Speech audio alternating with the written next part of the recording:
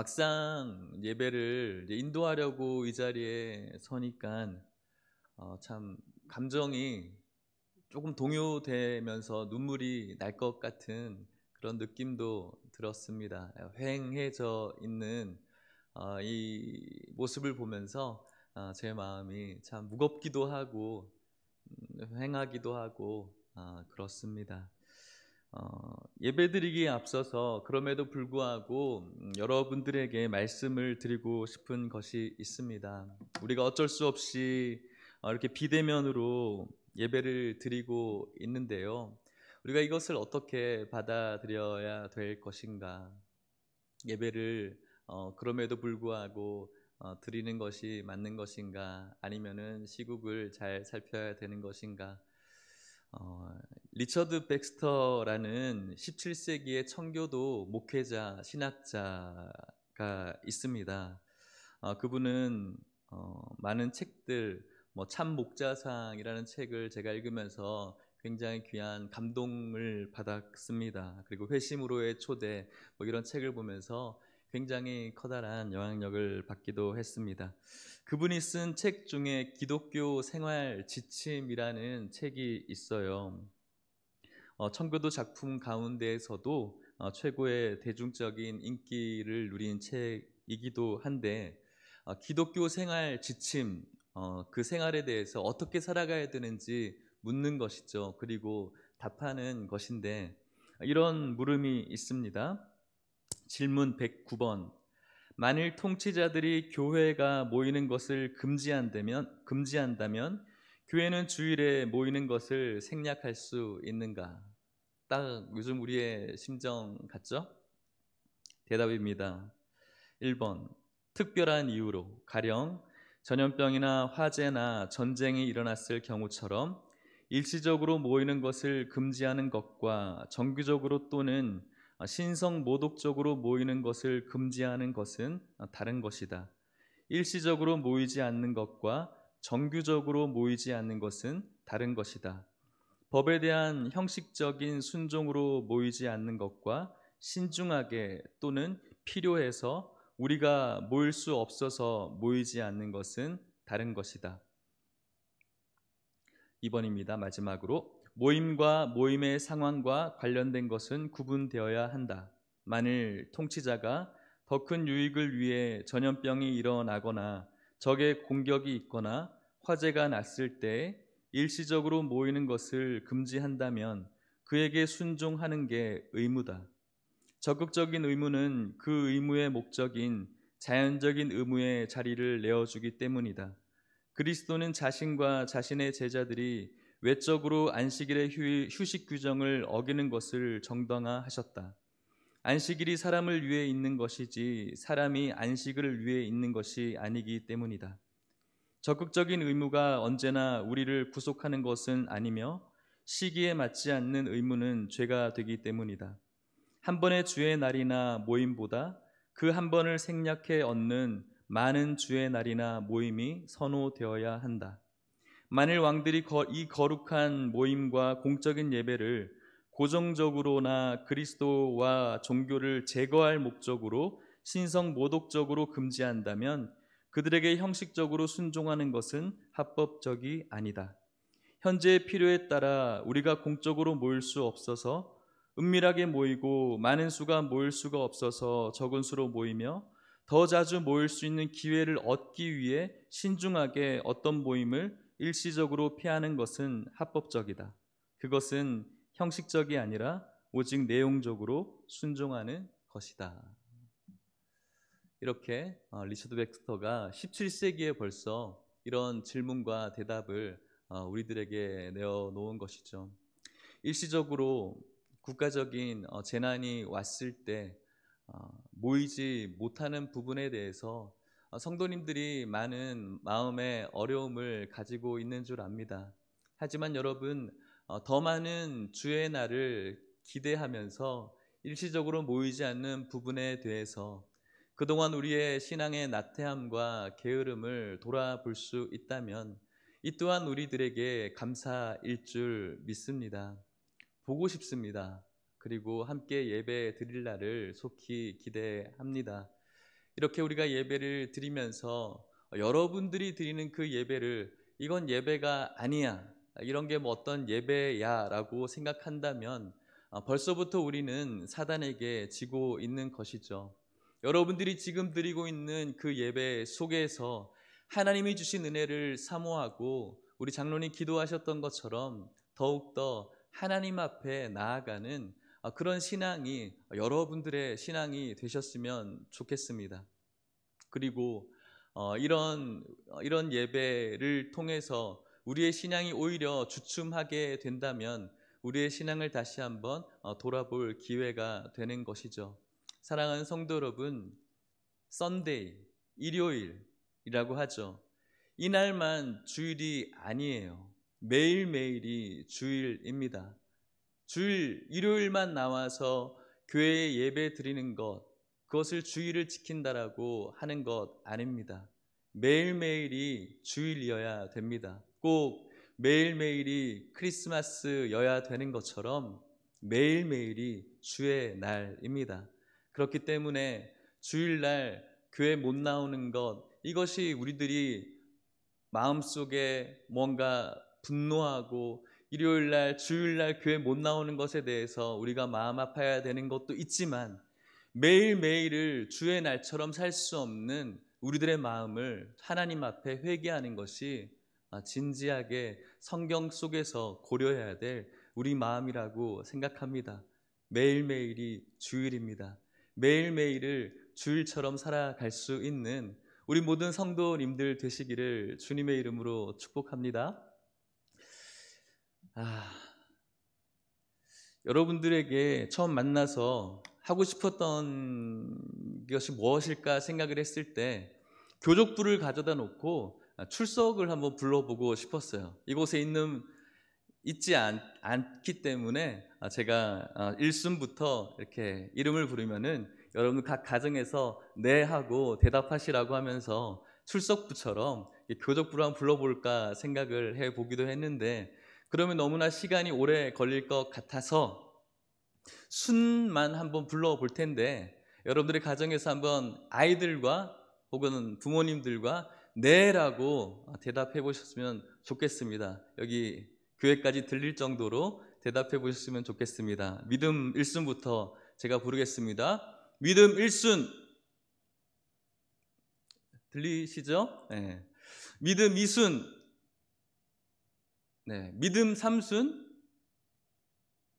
소망 1순, 소망 2순, 소망 3순, 소망 4순, 사랑 1순, 사랑 2순, 사랑 3순, 행복 1순, 행복 2순, 행복 3순, 행복 4순. 네. 네, 다 출석하셨네요. 네. 여러분들의 출석을 하나님께서 보고 계시고 사랑하는 성도 여러분, 함께 한 자리에서 모여 드리지 못하지만은 함께 한 말씀으로 드리는 이 시간 너무나 귀한 시간이라고 생각하고 우리의 마음을 열어서 횡해져 있는 이 모습을 보는 마음은 좀 무겁기도 하지만 그럼에도 불구하고 우리가 무겁고 무기력하면 안 된다라고 생각이 들어요. 사단에게 지는 것이죠. 하나님께 드리는 예배, 우리의 감정에 치우치지 않고 하나님 앞에 온전히 드리는 그런 예배가 되기를 축복합니다. 제가 어렸을 때 이런 노래를 불렀는데 텔레비전에 내가 나왔으면 정말 좋겠네 라는 그런 노래예요. 어렸을 때 이렇게 텔레비전에 나오는 게 뭔가 되게 꿈처럼 이야기를 했죠. 그러면서 텔레비전에 네가 나왔으면 꺼버리겠네 뭐 이렇게 부르기도 했어요. 근데 실상 커 보니까 텔레비전에 나오는 건 굉장히 부담스러워요. 그래서 이렇게 대면하면서 여러분들과 예배 드리는 것이 저에게는 또 여러분들에게 있어서도 마찬가지로 훨씬 좋긴 좋은 것 같아요. 텔레비전으로 여러분들에게 좀 잘나 보일 자신은 전혀 없고 비교적 좀 멀리 떨어져야 그래도 제가 자신감이 있기 때문이기도 하고요. 그리고 여러분들의 그 표정을 함께 보면서 하나님의 말씀을 나눈 것이 저에게 있어서 너무나 귀한 일이기 때문에 그런 것이죠. 그럼에도 불구하고 TV로 보실 수도 있고 스마트폰으로 볼 수 있지만 그 예배 속에서 아까도 기도했던 것처럼 제가 가지고 있는 지식과 자랑과 외모는 다 예수님의 십자가 뒤로 물러가고 오늘 말씀만 여러분들 마음 가운데 새겨지시기를 축복합니다. 사랑하는 여러분, 오늘 여러분들에게 드린 이 말씀은 시편 139편 다윗이 쓴 시입니다. 이 시는 굉장히 놀라운 시입니다. 신학적으로, 조직 신학적으로 체계가 잘 잡혀진 시라고 해요. 하나님의 전지하심, 모든 걸 아시는 하나님, 그리고 무소부재하심, 어느 곳이나 계신 그 하나님에 대해서 굉장히 잘 표현한 시라고 할 수가 있겠죠. 이것은 시인이 배워서 이야기한 것이 아니라 경험에서 고백하고 있는 것이라는 측면에서 저에게도 너무나 도전이 되는 시이기도 하고 여러분들에게도 도전이 되었으면 좋겠어요. 이 말씀을 제가 설교했기 때문에 그런 분이구나라고 배우는 시간이 아니라 다윗이 경험했던 이런 경험적인 하나님, 모든 것을 아시는, 나의 모든 것을 아시는 하나님, 그리고 어느 곳에서나 계셨던 그 하나님이 경험되어져서 그 하나님을 찬송할 수 있다면, 그럴 수만 있다면 우리들의 믿음이 누가 뭐라고 하지 않아도 흔들리지 않는 믿음이 될 수 있기 때문에 그런 것이죠. 바라기는 오늘 이 놀라운 고백이, 이 놀라운 시편이 여러분들에게 경험적으로, 지식적으로 얻어지는 말씀이 아니라 경험적으로 고백되어지는 그런 말씀이 되실 수 있기를 축복합니다. 오늘 우리가 7절 말씀을 읽었지만 그 전 내용에는 하나님께서는 모든 것을 아시는 분이라는 것을 고백하고 있습니다. 시편 139편 1절에서 4절 말씀에 보면은 이렇게 말씀을 합니다. 우리 같이 한번 읽어보도록 할게요. 시작. 여호와여, 주께서 나를 살펴보셨으므로 나를 아시나이다. 주께서 내가 앉고 일어섬을 아시고 멀리서도 나의 생각을 밝히 아시오며 나의 모든 길과 내가 눕는 것을 살펴보셨으므로 나의 모든 행위를 익히 아시오니 여호와여, 내 혀의 말을 알지 못하시는 것이 하나도 없으시니이다. 아멘. 다윗이 인생을 돌아보면서 자신의 모든 것을 아시는 하나님을 경험한 것이죠. 어떤 자신을 안다고 이야기합니까? 자신이 앉아있는 것, 일어서는 것, 멀리 있어서도 또 나의 모든 길, 내가 눕는 것을 다 알고 계시대요. 앉아있는 것, 앉아있으면 마음이 어때요? 편하죠. 편할 때도 하나님께서는 알고 계시고요. 일어서는 것은 어떤 행위를 뜻할까요? 일할 때 우리가 일어설 수밖에 없죠. 일할 때 또 하나님께서 우리의 모든 것들을 알고 계시고요. 그리고 우리가 가는 모든 길들, 하루의 모든 일과를 하나님께서 알고 계시고 또 내가 눕는 것, 누울 때, 잠에 빠져 있을 때도 하나님께서는 알고 계시더라. 우리의 모든, 또 내 혀의 말을 알지 못하시는 이가 아니다.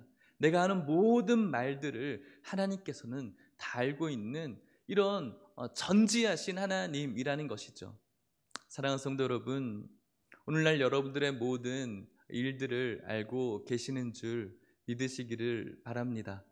여러분들의 모든 가정의 상황들을 잘 알고 계시고요. 여러분들의 마음들, 여러분들의 기쁜 마음들, 또 여러분들이 가지고 있는 연약한 마음들, 또 여러분들이 가지고 있는 부끄러운 마음들, 또 여러분들이 가지고 있는 그런 속상한 마음들, 또 여러분들이 가지고 있는 가정의 어려움들, 일하는 것들, 모든 것들을 아시는 주님, 또 오늘날의 이 교회의 형편을 너무나 잘 아시는 주님을 믿으시고 위로받을 수 있기를 축복합니다. 말하지 않아도 알아요. 우리가 뭐 이런 CM송을 듣기도 했는데 말하지 않으면 인간들은 잘 모르죠.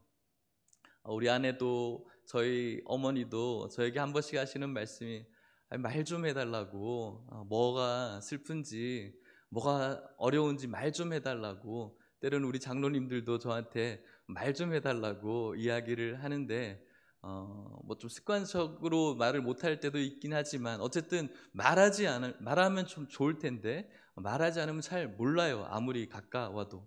하지만 하나님께서는 말하지 않아도 우리의 모든 것들을 잘 아시는 하나님, 우리의 교회를 너무나 잘 아시는 그 하나님을 우리가 신뢰하며 믿을 수 있기를 주님의 이름으로 축복합니다. 하나님께서는 그냥 알고만 있는 것은 아니에요. 그냥 그래, 알고 있어. 너 배고프지? 알고 있어. 너 어렵지? 알고 있어. 그의 형편이 어렵지? 알고 있어. 알고 있는 것으로만 끝난다면 좀 무정한 하나님이라고 할 수가 있겠죠? 그런데 하나님께서는 알고만 있는 것이 아니에요. 알고만 있는 것이 아니라 그런 저희와 함께 하시는 하나님이라고 오늘 성경이 이야기를 하고 있는 것입니다. 우리가 읽은 본문의 말씀이시죠? 시편 139편 7절 말씀을 같이 한번 읽어볼게요. 시작. 내가 주의 영을 떠나 어디로 가며 주의 앞에서 어디로 피하리까? 아멘. 이것을 보면은 꼭 다윗이 주님의 영을 떠나서 도망가는 것처럼 표현을 해 놓았지만 뭔가 하나님이 싫어서 도망하는 것이 아니라 이 세상 어느 한 구석도 하나님의 존재가 없는 곳이 없다라는 것을 역설적으로 강조하기 위해서 이야기를 하고 있는 것입니다. 하나님께서는 어디서나 함께 하시는 곳, 주의 앞에서 내가 피할 수가 없어서 늘 하나님과 함께해요. 이 함께하는 길은 우리들이 어떤 구속받고 우리가 계속해서 CCTV처럼 우리들을 무언가 계속해서 나쁜 눈으로 지켜보는 것이 아니라 기쁨으로 걸어갈 수 있는 길입니다. 그와 함께하기 때문에 그런 것이죠. 우리가 이런 찬송하지 않습니까? 주와 같이 길 가는 것. 네, 하고 계시죠? 네, 주와 같이 길 가는 것 즐거운 일 아닌가. 주님 걸어가신 길을 한 걸음씩 걷겠네. 한 걸음 한 걸음. 이렇게 이 모든 것이 기쁨으로 주님과 걸어가는 곳, 어느 곳에서나 우리의 모든 것을 아시는 주님께서 우리의 모든 길을 함께 걸어가는데 우리가 어떻게 걸어가야 됩니까? 기쁨으로 걸어가야 되는 거예요. 모든 상황 속에서 하나님께서는 어디로 피할 곳이 없다라는 거예요. 심지어 어디까지 이야기를 하냐면 시편 139편 8절 말씀입니다. 또 같이 한번 읽어볼게요. 교회에서는 여러분들이 마스크를 끼고 있어서 제가 읽어드렸지만 가정에서 좀 큰 소리로 읽어보시길 바랍니다. 8절입니다. 시작.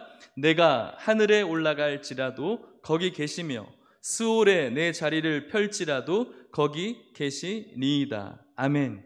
하늘과 스올을 이야기하는 거예요. 일반적으로 하늘은 굉장히 높은 곳을 이야기를 합니다. 그 당시에 뭐 비행기도 없던 시절에 하늘은 말할 것도 없는 곳이었죠. 그 높은 곳에서도 하늘에서도 하나님이 계세요. 인간이 갈 수 없는 가장 높은 곳이 하늘이고요. 인간이 갈 수 있는 가장 낮은 곳이 어디죠? 땅이죠. 그죠? 근데 인간이 갈 수 없는 더 낮은 곳이 있어요. 그것이 어딜까요? 오늘 성경에서 이야기하는 스올이에요. 지옥이라고도 이야기도 하고 음부라고도 이야기를 하죠. 그런데 여러분이 이 음부, 스올이라고 하는 것은 우리가 인간이 물리적으로도 갈 수 없지만 성경적으로 볼 때는 하나님의 도우심이 도달하지 않는 곳이죠. 지옥, 하나님의 어떤 임재하심이 없는 곳이잖아요. 하나님의 은혜를 구할 수 없는 그곳에도 하나님께서 계시다라고 말씀하고 있는 거예요. 스올에도 우리와 함께하고 있다. 무엇을 이야기하는 겁니까? 스올만큼 절망적인 은혜를 구할 수 없는 그 절망적인 상황 속에서도 하나님이 어떻게 한다고요? 계시다라는 거예요. 우리 하나님은 여러분들의 모든 형편을 아실 뿐만 아니라, 그래 알고 있어로 끝나는 것이 아니라 여러분들이 가지고 있는 가장 그 절망적인 하나님의 도우심과 은혜를 깨닫지 못할 극한 상황, 그 상황 속에서도 우리 하나님은 어떻게 하신다? 함께 하신다는 것이죠. 9절 말씀 또 같이 읽어볼게요. 시작. 내가 새벽 날개를 치며 바다 끝에 가서 거주할지라도. 아멘. 내가 새벽 날개를 친다. 여러분 일출 보신 적 있는지 모르겠습니다. 저는 태어나서 한두 번 정도 경험했는데 재작년에 송구영신 예배를 마치고 우리 아이들과 동해안으로 처음으로 한번 가봤어요. 가봤는데 해가 막 떠오르려는 그 찰나에 확 환해지더라고요. 그러니까는 태양이 딱 떠오르면은 그 빛이 수평선을 따라서 쫙 펼쳐지잖아요. 마치 날개처럼 빛이 뭐 그 순간적으로 완전히 밝아지잖아요. 그만큼 빛의 속도로 그 수평선이 확 밝아지는 것처럼 빛의 속도로 어디를 갑니까? 바다 끝까지 가는 거예요. 빛의 속도로 어떤 달리기 빠른 사람이 그 사람을 따라갈 수가 있겠어요. 그죠? 하지만 새벽 날개처럼 빛의 속도로 그 수평선이 확 밝아지는 그 속도보다 더 빠른 속도로 우리가 간다고 할지라도 그 바다 끝에 누가 계실까요? 하나님이 계신다는 거예요. 이스라엘 백성들에게 있어서 이 바다 끝이라고 하면 그 당시에는 지동설, 천동설이라고 이야기하는데 바다 끝에는 무엇이 있다고 생각했나요? 아무것도 없다고 했어요. 바다 끝으로 가면 떨어진다라고 생각했던 그 시절이죠. 그들에게 있어서 바다 끝은 이스라엘이 지중해를 끼고 있기 때문에 그 지중해 끝이었겠죠. 그만큼 도달할 수 없는 곳, 인간이 갈 수 없는 그곳을 이야기하는 거예요. 빛의 속도로 인간이 도달할 수 없는 그곳에 우리가 간다고 할지라도 10절 말씀 같이 한번 읽어볼게요. 시작. 거기서도 주의 손이 나를 인도하시며 주의 오른손이 나를 붙드시리이다. 아멘. 거기서도. 바다는 성경에서 인간의 그 극한 상황의 표현이기도 하고요, 위험의 표현이기도 하고요. 제자들이 바다에서 풍랑을 맞았잖아요. 위험한 상황은 바다에서 많이 연출이 되었죠. 요나도 바다에서 어려움을 당했죠. 그리고 이 바다는 사단의 세력으로도 많이 표현이 됩니다. 하나님의 도우심이 필요할 그때이지만 그 구원을 기대할 수 없는 극한 상황이 이 바다에서 벌어지는 것이죠. 나아가서 소외당하기 쉬운, 고립당하기 쉬운 곳이 바로 바다인 것이죠. 아무것도 없는 곳에 바다에 혼자 있다고 생각해 보십시오. 여러분 밤바다, 낚시 좋아하시는 분들은 밤바다도 가시겠지만 밤바다를 보면은 뭐라고 합니까? 마음에 센치해지는 기분도 있지만 가만히 밤바다 철썩거리는 소리를 들으면 무섭기도 해요.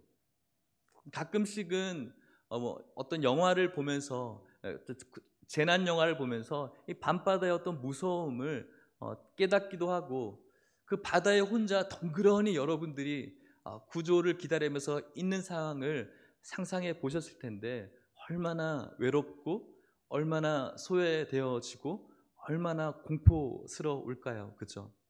밤바다에 아무도 없는 곳에 자기 혼자 덜렁 남겨져 있는 것이죠. 마치 이 세상의 그 어둠의 바다에 홀로 내가 있는 그것처럼. 그런데 오늘 성경이 뭐라고 이야기합니까? 거기서도, 하늘에서도, 음부에서도, 그리고 바닷끝, 거기서도 하나님께서는 어떻게 한다고요? 계실 뿐만 아니라 10절 말씀에 주의 손이 무엇입니까? 주의 권능과 주의 지배와 주의 통치와 주의 인도와 주의 보호, 이것이 바로 주의 손의 상징적인 그 뜻 아닙니까?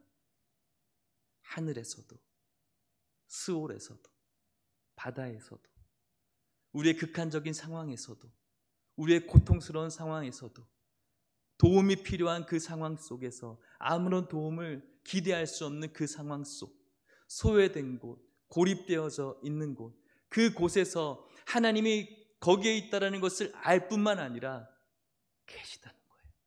그리고 주의 손이 나를 어떻게 한다고요? 인도하신다.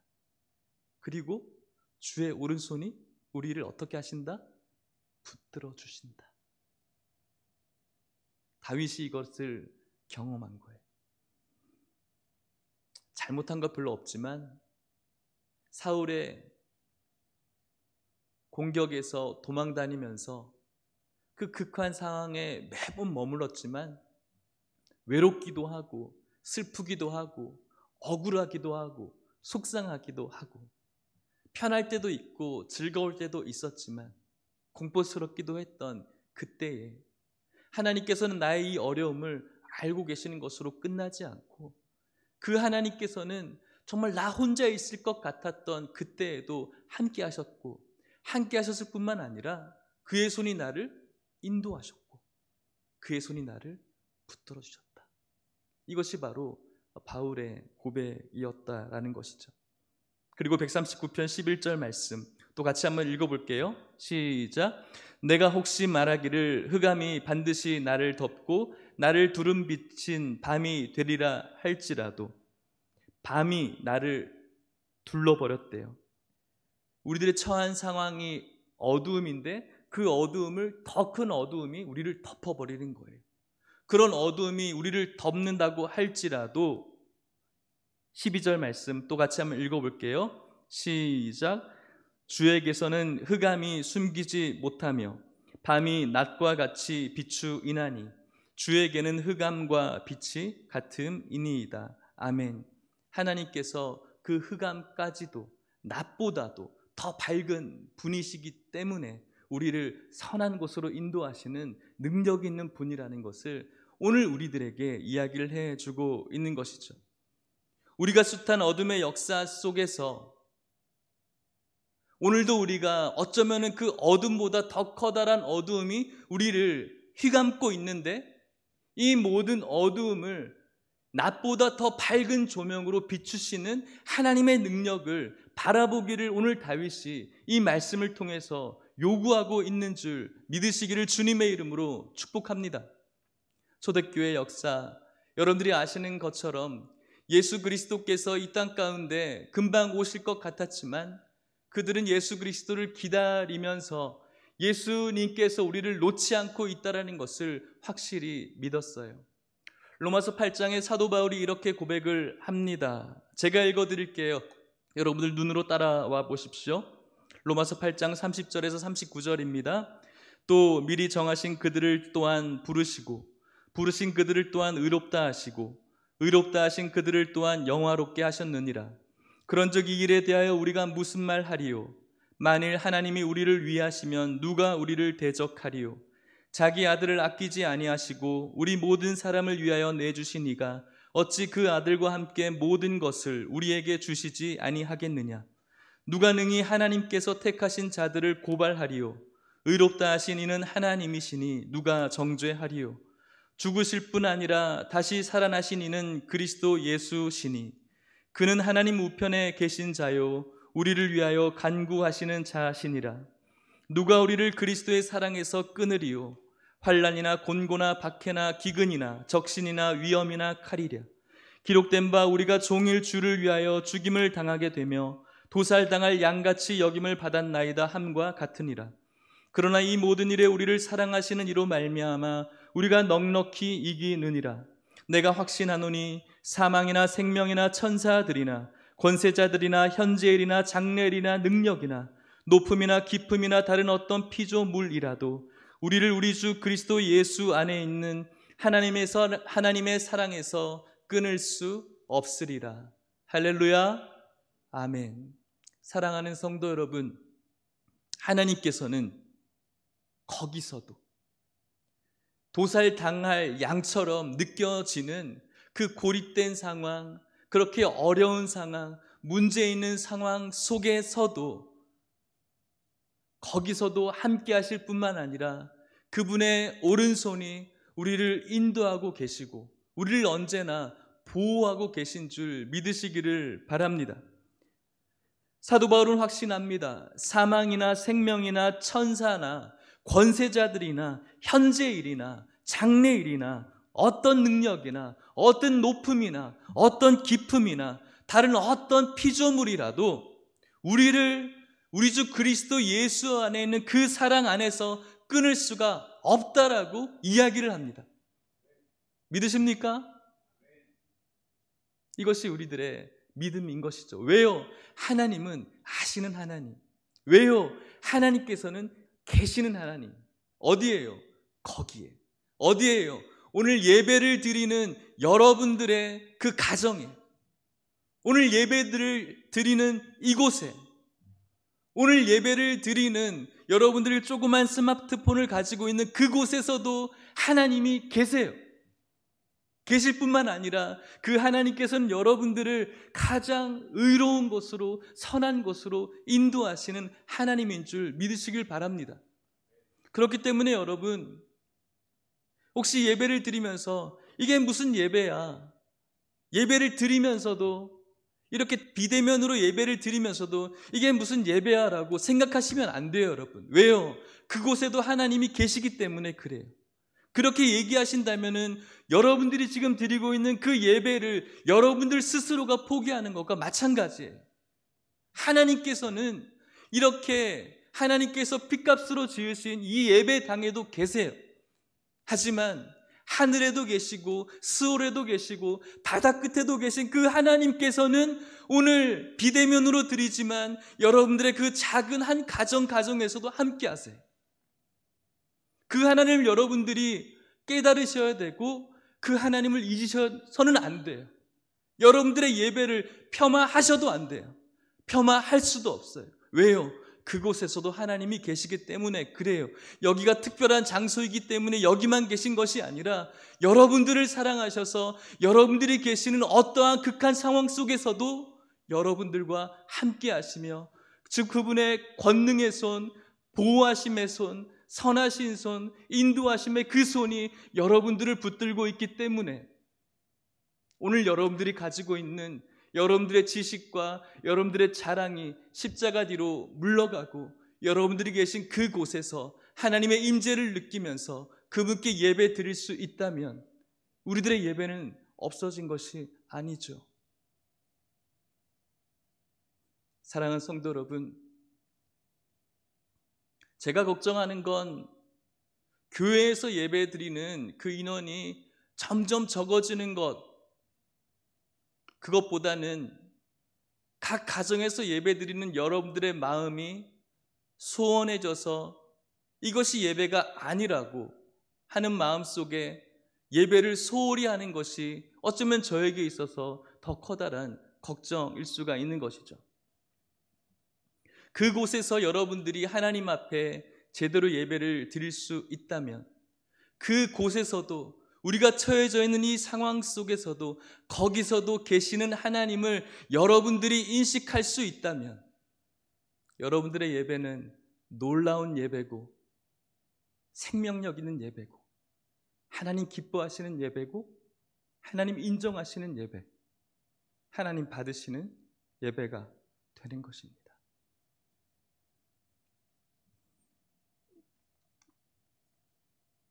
바라기는 같이 모여서 하나님을 찬양하고 예배했으면 참 좋겠습니다. 하지만 그렇게 하지 못하더라도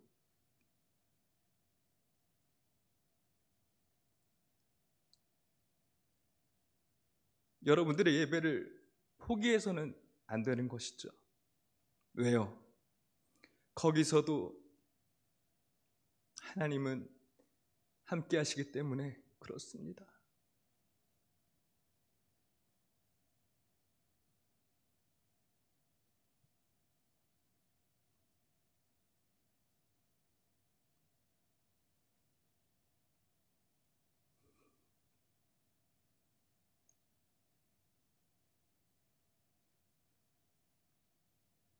여러분들의 예배가 포기되어지지 않고 여러분들의 그 고립된 상황 속에서도 함께 하시는 우리 주님을 느끼신다면 그것은 정말로 주님께서 기뻐하시는 예배가 되는 것입니다. 여러분들의 예배를 스스로 포기하지 마십시오. 사단이 기뻐하고 세상의 권세자들이 기뻐하는 일인 것이죠. 하나님께서 여러분들의 모든 것들을 알고 계시고 하나님께서 우리의 교회의 모든 어려운 형편을 알고 계십니다. 그 하나님은 우리와 함께 하실 뿐만 아니라 여러분이 속해 있는 거기서도 그분의 선하심과 보호하심의 손을 가지고 아름다운 곳으로 인도해 가시는 하나님이신 줄 믿으시기를 축복합니다. 말씀을 마치도록 하겠습니다. 사랑하는 성도 여러분, 좋아하는 아이를 만나면 그 아이는 자기가 가는 곳에 늘 그 아이가 있는 것을 발견해요. 학교에서도 봤는데 서점에 가니까 서점에서도 그 아이를 발견하게 되는 것이죠. 빵집에 가니까 빵집에도 그 아이가 있는 것을 발견하게 돼요. 그 아이는 처음에는 우연이라고 생각했겠죠. 버스 정류장에 서 있으니까 버스 정류장에도 그 아이가 있어요. 우연이라고 생각했겠죠. 어느 길을 걸어가니까 그 길에도 그 아이가 보이기 시작해요. 가는 곳마다 그 아이가 있어요. 처음에는 우연이라고 생각했지만 무엇일까요? 그 아이가 나를 좋아했기 때문에 언제나 그 아이가 가는 곳에 그 아이가 우연처럼 있는 것입니다. 사랑하는 성도 여러분, 하나님이 여러분들을 사랑하십니다. 여러분들이 가는 모든 길에 함께 하시는 이유가 바로 그것입니다. 하늘에서도 계시고 수월에도 계시고 바다 끝에 혼자 고립되어져 있는 상황에도 그 물리적인 현장에도 하나님께서 계시는 이유는 하나님의 능력을 자랑하는 것이 아니라 여러분들을 사랑하시기 때문에 그곳에 계신 겁니다. 오늘 여러분들의 모든 상황 속에서 함께 하신 하나님의 전능하심을 자랑하려고 하는 것이 아니라 하나님이 여러분들을 사랑하시기 때문에 그곳에 계신 겁니다. 하나님이 여러분들을 사랑하셨기 때문에 예수님께서 지신 그 십자가에는 예수님을 바라보지 않은 것입니다. 저와 여러분들을 사랑하셨기 때문에. 사랑하는 성도 여러분, 그 사랑의 하나님을 여러분들이 기억하시고 오늘 여러분이 있는 거기에서 예배 드리십시오. 주일, 썬데이, 일요일, 그게 주일 아닙니다, 여러분. 매일매일 거기에 하나님이 계십니다. 거기서 예배를 드리십시오. 거기서 여러분들의 산 예배를 시작하십시오. 여러분을 너무나 사랑하시는 하나님과 함께 그곳에서 예배를 시작하십시오. 이 세상을 살아가다 보면 이런저런 일 만나게 되고 이 세상을 살아가다 보면은 이렇게 부딪혀야 될, 신앙으로 부딪혀야 될 힘든 상황을 만날 수밖에 없지만 그때에도 우리는 우리를 사랑하신 하나님이 함께 있음을 믿고 그분의 선하심을 기억하면서 예배드리고 찬양하면 됩니다. 그런 모든 성도님들 되셔서 이 기간이 빨리 지나가기를 바라고 함께 모여서 예배 드릴 수 있기를 주님의 이름으로 축복합니다. 함께 찬양하고 기도하겠습니다.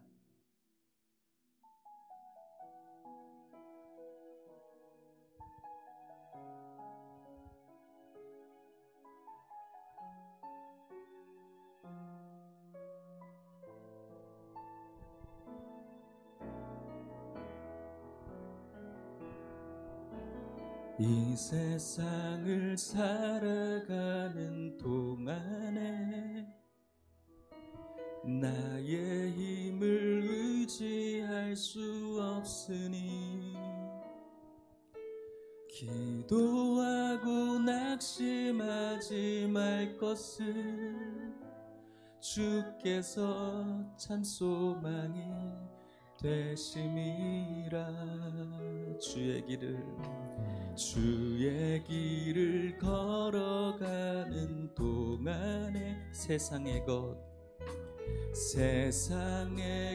의지할 수 없으니 감사하고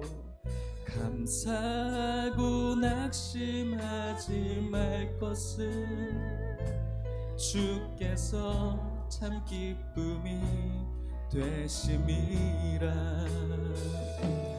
하나님의 꿈이 나의 비전이 되고 예수님의 성품이 나의 인격이 되고 성령님의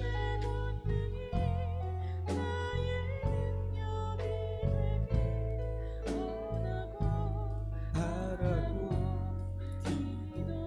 이 세상을 살아가는 동안에 이 세상을 살아가는 동안에 나의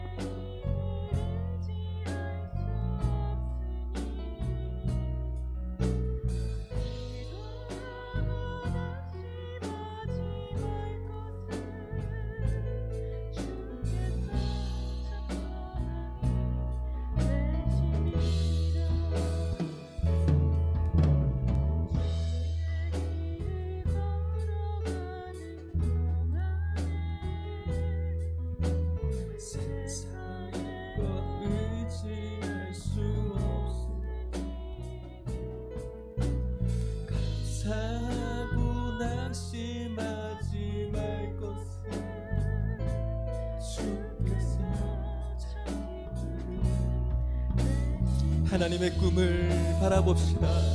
하나님의 꿈이 나의 비전이 되고 예수님의 성품이 나의 인격이 되고 성령님의 권능이 나의 능력이 되길 원하고 하나님의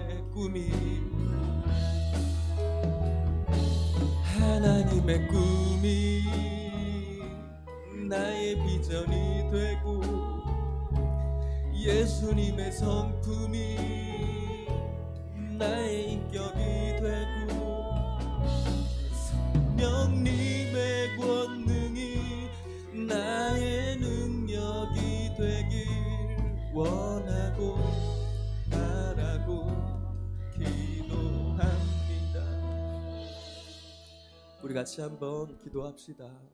사랑하는 성도 여러분, 이 세상을 살아가는 동안에 우리의 힘을 의지할 수 없지만 기도하고 낙심하지 않을 것은 우리를 너무나 잘 아시고 우리와 거기서도 함께할 뿐만 아니라 우리를 가장 선하게 인도하실 하나님이 우리의 소망이 되기 때문에 그렇습니다.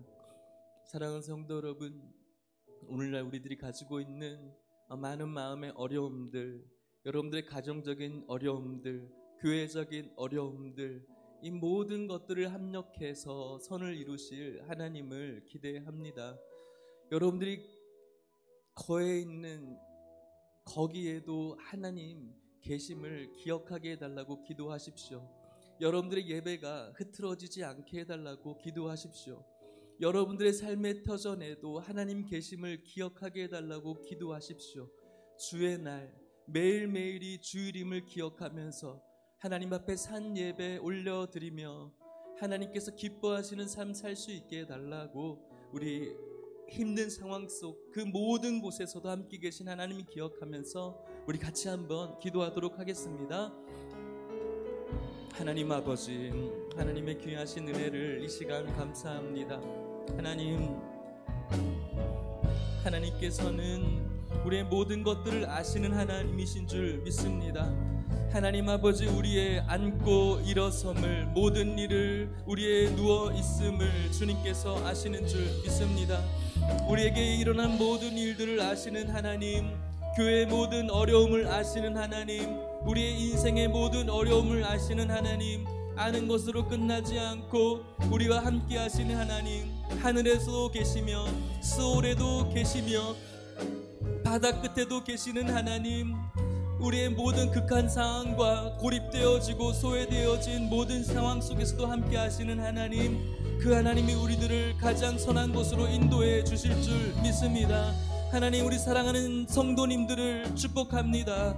하나님 아버지, 우리 성도님들의 마음을 만져주시고 하나님, 이들의 예배가, 이들의 믿음이 흐트러지지 않게 하여 주시옵시고, 하나님 아버지, 우리들의 믿음이, 우리들의 마음이, 영적인 능력이 흐트러지지 않도록 하나님 아버지 붙잡아 주시옵소서. 가정적으로, 경제적으로, 육신적으로, 건강으로 어려움을 당하고 있는 성도들을 살펴주시옵시고, 하나님의 힘으로 그 모든 어려움 속에서 구원하여 주시옵소서. 하나님 아버지, 이곳에 있는 모든 성도님들, 우리 하남예교회 성도님들, 다시 한번 이 자리에 모여서 우리들의 예배를 회복하며 우리가 드리는 기쁨의 예배를 회복할 그날을 기대하오니 소망하며 기도하고 기다릴 수 있도록 축복하여 주시옵소서.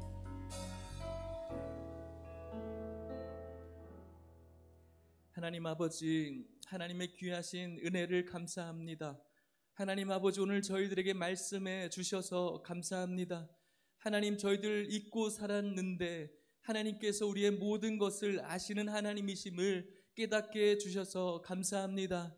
하늘에도 계시고 스올에도 계시고 바다 끝에도 계신 하나님, 우리가 있는 모든 절망적인 상황, 하나님의 도우심을 감히 간구할 수 없는 그 상황 속에서도, 고립되어지고 소외되어져 있는 고통과 슬픔뿐인 그 상황 속에서도 우리를 너무나 사랑하셔서 그곳에 함께 계신 그 하나님이 우리를 가장 선하신 곳으로 인도하실 하나님이심을 믿습니다.